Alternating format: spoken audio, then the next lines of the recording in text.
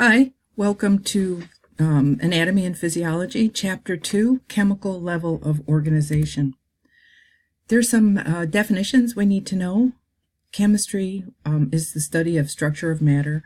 Matter is anything that takes up space and has mass. So do you think air is matter? How would you prove that it takes up space and add mass? Well, I think you could blow up a balloon and realize that that's heavier, and see the space that's taken up by the air that you blow into that balloon. Mass is the amount of material in the matter, and on Earth, mass is the same thing as weight. An atom is the smallest unit of matter, and atoms are composed of three types of subatomic particles. You need to know the particles, where they are in the atom, and their charge, as well as their mass. Protons and neutrons have a mass of 1 each. Electrons have no mass.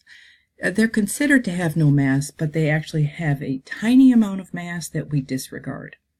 Protons have a positive charge, neutrons are neutral, and electrons have a negative charge. And you can see by this picture that the protons and neutrons are in the nucleus, and the electrons are swirling around the nucleus in what is called an orbit or shell. So the atom is composed of a nucleus and the electron cloud, what I just called the orbit or shell. We can call it different things where that electron exists. So the nucleus is at the center of the atom. That's where the neutrons and protons are. Neutrons and protons each have a mass of 1. All of the mass is in the nucleus. And then the electron cloud, in this picture you can see it's pretty diffuse. It's not like a set level, like we talk about levels or orbits, but it's more of a whirl of electrons around that nucleus. When atoms interact, the electrons interact and they produce molecules. And here we see two atoms interacting. In this case, these electrons are shared between the two molecules. When there's a sharing of electron, it is called a covalent bond. Some terms, the electron number is the total number of protons in an atom. The mass is the total number of protons and neutrons in an atom. And an element is composed of all the same type of atom. So if you were to look at the periodic table, let's look at let's look at carbon here. Carbon is in this green group here, and you can see this number 6. That number 6 is the atomic number, the number of protons. Down below is 12.0107. We round it up to 12, and that's the number of protons and neutrons. That's the mass. Protons and neutrons each have a mass of 1, so the mass of carbon is 12. Hydrogen's the simplest atom. This H is the chemical symbol for hydrogen. The atomic number is 1, therefore it contains 1 proton. Now these atoms are neutral. Protons have a positive charge, so in order to be neutral, they must have an equal number of electrons. So hydrogen with 1 proton also has 1 electron because it's electrically neutral. The proton, this mass, is in the center of the atom, and the electrons are whirling around the atom in the electron cloud.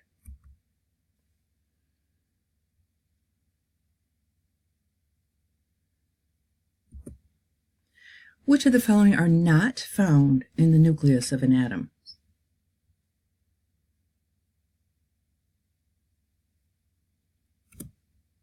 I hope you got that right. Isotopes exist in nature. Almost all of our elements exist with isotopes. That means, let's say carbon. You've probably heard of carbon-14.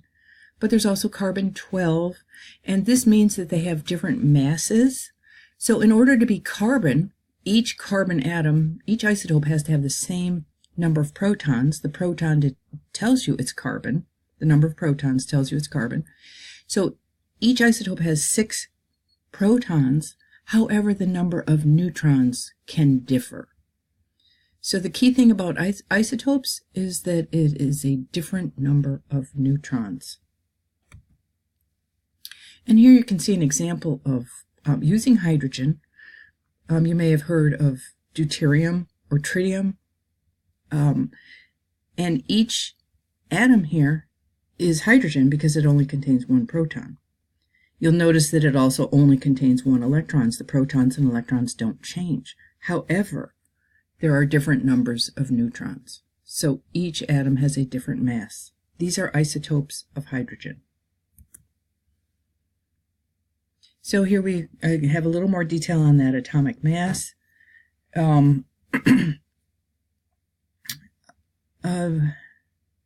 I say round this up, this atomic mass, to 1. You're going to round it to the nearest whole number using correct rounding rules. But the reason it's not 1 is because we average in all of the different isotopes that are available on Earth and their percentage to get this mass here.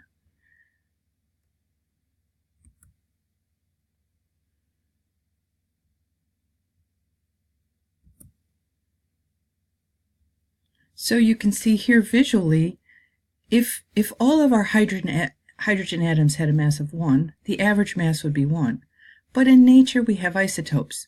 So most of them have a mass of 1, some have a mass of 2, some have a mass of 3. You average them all out and you get a different mass.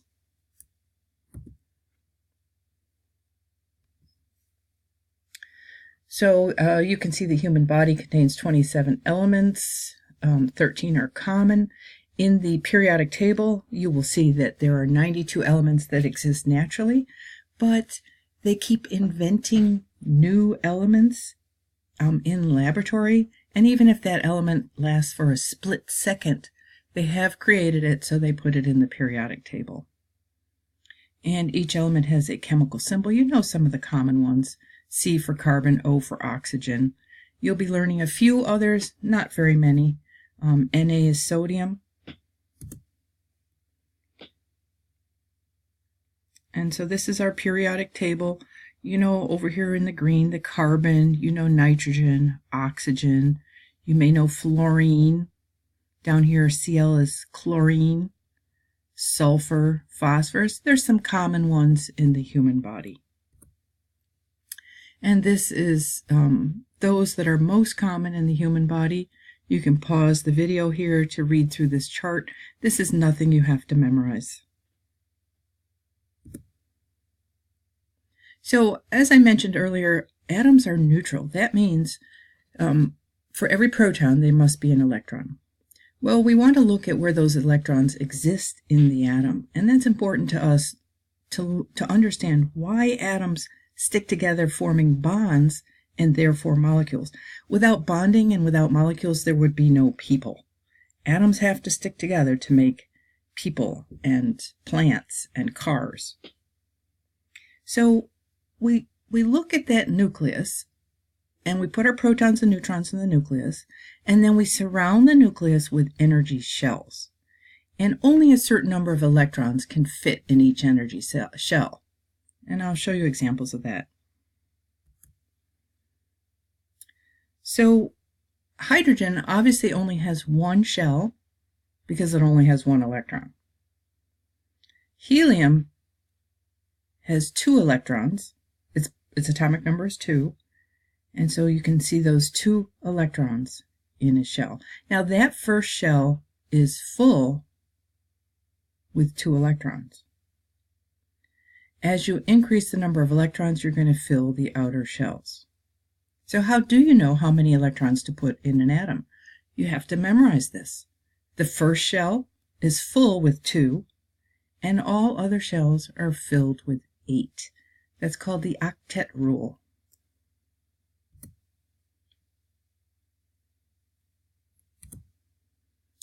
So we'll start with an example. Look for fluorine in the periodic table. So here's fluorine over there on the right. The 9 is the atomic number. It's the number of protons, and therefore it is also the number of electrons. This number here Can't read it very well. 18.9984. That's the atomic mass. That's the number of protons and neutrons. So the atomic number was 9. So therefore, there are 9 protons and therefore 9 electrons. Now you make a circle to represent the nucleus, and your circle will have your protons and your neutrons in it, and then you place your electrons. So in the first shell here, you'd have 2 electrons, and it would be full with 2. And then the second shell can hold 8, but how many are left? We started with 9, we've already placed 2, so therefore there will be 7 in the outer shell. Is it full?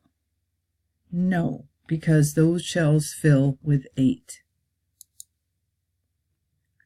Boron is the element with the atomic number 5.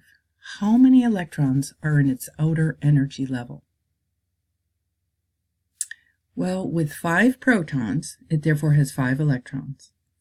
You place 2 in the first shell. That shell is full. There's 3 left, so there will be 3 in the next shell. So the correct answer should be 3. What does octet mean? Well, atoms with an incompletely filled outer shell, that is, they don't have 8 electrons, are extremely reactive or unstable. So they would tend to lose or gain electrons to reach stability. Atoms prefer to be stable. They're stable electronically. The number of protons is equal to the number of electrons. But sometimes there's too many electrons or too few electrons to fill that outer shell with 8. So what happens is electrons tend to gain or lose, atoms tend to gain or lose electrons in that outer shell to reach stability.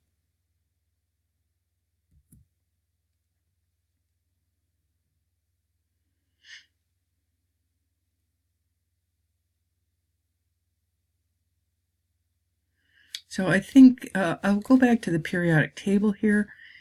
Hydrogen has 1 electron, and therefore its inner shell is not full, so it's highly reactive.